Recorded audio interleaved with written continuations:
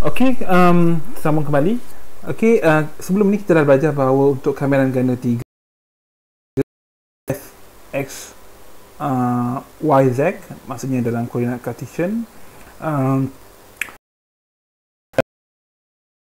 sebagai begini. Okey, dia ada persamaan yang sama ataupun satu pernyataan matematik yang sama untuk kalau untuk kameran ganda 2, G adalah digitikan dengan R, kemudian D F X Y. Tapi untuk kameran ganda 3, kita ada G F X Y Z dV, di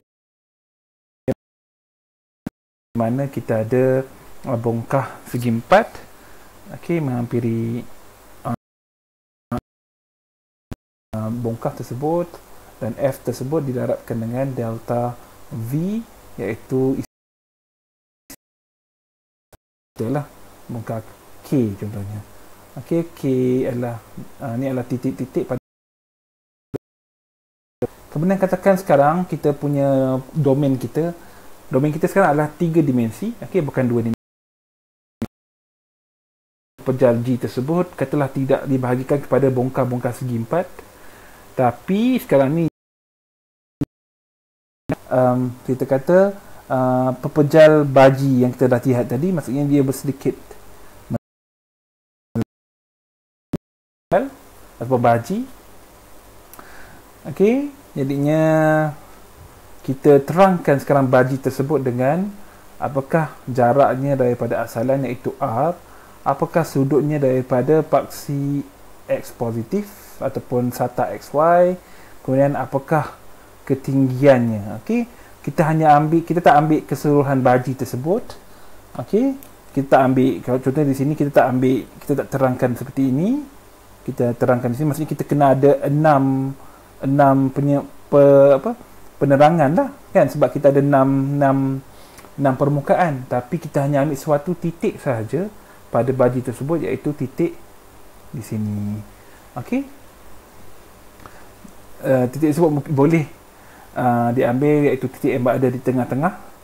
Okey, jadinya titik ini sahaja yang menerangkan baji tersebut. Kita ambil dia punya koordinatnya, mungkin koordinat pada kita kata jaraknya. Okey, ini adalah kalau kita boleh turunkan di sini, mungkin di sini kita ambil dia punya R, okey, ataupun RK star dalam kes ni. Kemudian kita ada dia punya sudut. Okey, sudutnya di sini. Okay, ini adalah terus titik, maka di sini adalah kita dapat dia punya sudutnya, iaitu theta K star. Kemudian ketinggiannya adalah Z K star. Okey, mudah je. Okey, kita tak gunakan X, Y, Z, tapi sudah pasti kita boleh terangkan guna X, Y, Z dengan cara kita gunakan X sama dengan R cos theta, Y sama dengan R sin theta, okay, dan Z kekal sebagai Z lah. Okay, kita boleh tukar nanti kepada koordinat Cartesian kalau kita nak. Okay, tapi kita anggap sahaja sekarang ni baji tersebut diterangkan dengan koordinat kita kata koordinat silinder. Okay, ingat koordinat silinder ada 3 komponen, adalah R, theta dan Z. Kalau Cartesian kita ada X, Y dan Z. Okay, berbeza sedikit lah. Ini adalah Cartesian. Okay, yang mana X adalah, kita boleh dapatkan hubungannya adalah R cos theta, Y sama dengan R sin theta, dan Z kekal. Okay, jadinya katalah kita ada pepejal yang berbentuk baji ini mempunyai sama juga delta VK sebagai isi padu. Okey, maka kameran ganda 3 kita bagi fungsi F, R, theta, Z. Sekarang ni F diterangkan oleh parameter ataupun input daripada koordinat silinder, iaitu R, theta, Z berbanding X, Y, Z. Maka sama juga, kita hanya gantikan di dalamnya sahaja. Okey, sini. Okey, jika ketebalan, okey, jika kita kata kalau kita ada delta, contohnya kita ada delta tolak, ni adalah sudut, okey, ni adalah delta theta, dan kita ada delta z iaitu z2 tolak z1, kemudian delta r sama dengan r2 tolak r1. okey, jika kita balance sudut tengah, okey, dan ketinggian, okey, ini adalah ketinggian, okey,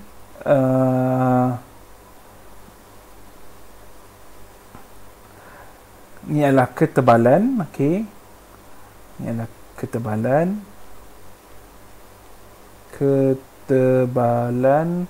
ini adalah sudut tengah, okey,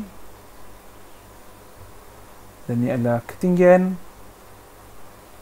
adalah begini. Maka kita boleh tunjukkan sebenarnya yang isi padu kepada bagi tersebut adalah delta R darab delta theta darab delta Z. Okey, darabkan dengan R di sini. Okey, sebab ini bukan, kalau sebelum ni kita ada, okey, dalam koordinat Cartesian, kita pergi pada muka surat seterusnya. Okey, kalau koordinat Cartesian sebagai contoh, kita ada delta V, okey. Sebelah pada kita kalau kita anggap semuanya saiz lebih sama, maksudnya delta V adalah kita kata delta X darab delta Y darab delta Z. Tapi kalau dalam koordinat silinder dia sedikit berbeza, kita ada delta V sama dengan R, okey, delta R, delta theta, delta Z. Okey, sama juga macam kes koordinat kutub lah. Okey, yang mana kita akan darabkan dengan R. Okey. Okey, anda boleh tengok, boleh baca lebih lanjut lagi. Okey, yang mana sebenarnya bagaimana kita dapatkan R di hadapan sini. Okey, maka rumus di atas ini sebenarnya ini adalah sama, dan di sini saja kita boleh gantikan delta VK ni dengan sebutan R delta theta, delta Z, iaitu di sini. Kita gantikan saja. Kemudian seperti biasa, hasil tambah Riemann ini bila mana n pergi ke infinity, kita boleh adalah bersamaan dengan kamiran ganda 3 FRZ. okey. Bila mana n menghampiri infinity, maka kita tahu kat sini delta Z, delta R, delta theta iaitu perbezaan sudut, perbezaan ketinggian dan perbezaan sudut tengah, semuanya pergi kepada kosong, hampiri kosong. Maka kita boleh dapatkannya dengan kita gantikan delta R dengan dr, delta theta sama dengan d theta, delta Z dengan dz. okey. Aturan ataupun tertib kameran tiada jadi masalah asalkan kita menggunakan had yang sesuai. okey, kita dah tengok sebelum ni banyak kali. okey, saya dah tulis juga di sini. okey,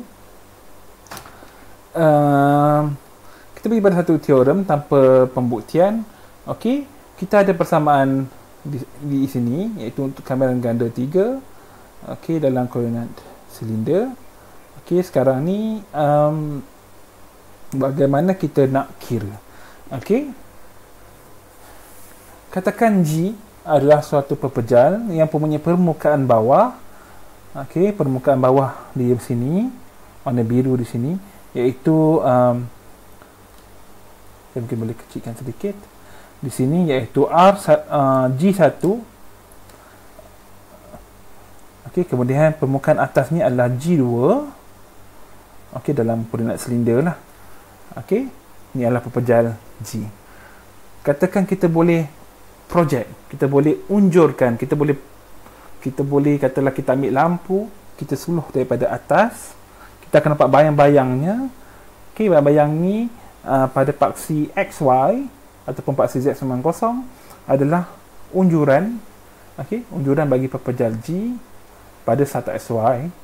okey, yang mana dalam kita boleh terangkan unjuran ini dalam rantau kutub, ataupun kita bagi nama sebagai R lah, rantau R. Okay, kita tengok banyak kali sebelum ni. Okey. Kemudian katalah R ni kita boleh terangkan dia dengan, katalah kita ada sudut theta 1, theta 2, R1, R2. Okey.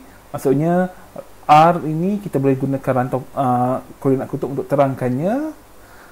Dan juga yang akhir sekali, jika fungsi f tersebut, suatu fungsi lah, suatu fungsi yang kita nak kamikan selanjar pada keseluruhan G dan R jugalah, maka kameran kita, kameran ganda 3 ni, kita boleh selesaikan dengan cara kita kamikan dulu G1 dan G2 terhadap DZ.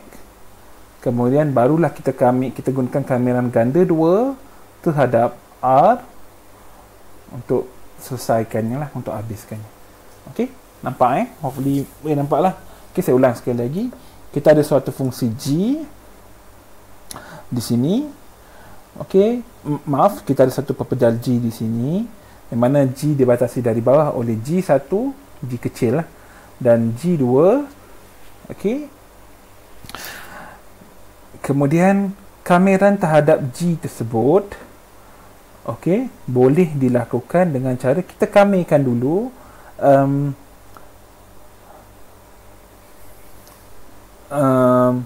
F, fungsi yang kita nak kamikan terhadap kita kata batas G1 dan G2 di sini. Kameran ni adalah terhadap Z. Kemudian dah selesai, hasilnya nanti, hasil itu akan jadi integran kepada kameran ganda 2, yang mana kameran ganda 2 tersebut adalah R terhadap DA pada rantau R. Kita boleh gunakan koordinat kutub. Sebagai contoh kat sini, kita, kalau ingat lagi, kalau kita ada bulatan sebagai contoh, ataupun kita perlu ada bulatan pun, setelah kita ada seperti ini, ingat lagi, katalah kita ada R1, kemudian yang di sini adalah panjangnya adalah R2. Di sini adalah sudut theta 1, theta 2, maka kita boleh gunakan theta 1, theta 2, R1, R2. Kemudian di sini dr d theta. Ataupun kita nak tukar d theta dr pun tak apa, asalkan batasnya bersesuaian. Jadinya ini sebenarnya sama juga dengan kes yang sebelum ni, iaitu kameran ganda 3 dalam koordinat Cartesian. Kita selesaikan komponen Z dulu, baru kita selesaikan komponen XY, ataupun dalam koordinat kutub, ataupun kita selesaikan komponen R theta selepasnya lah. Jadinya cara untuk tentukan batas kameran adalah ada dua langkah. Kenal pasti permukaan bawah, iaitu G1, dan permukaan atas G2 bagi pepejal G. Ini akan memberi kita had ataupun batas. Saya tulis di sini batas kameran untuk Z, kameran yang pertama, yang paling dalam sekali. Kemudian kita lakarkan rantau R tersebut, yang mana rantau R adalah projection ataupun unjuran G pada satah XY. Seperti di bawah ni lah. Unjuran ini adalah rantau R. Dari lakaran ini kita akan perolehi had kameran untuk R dan theta dalam koordinat kutub. Itu sahaja untuk bagaimana kita nak tentukan batas, dan selepas ini kita akan tengok contoh.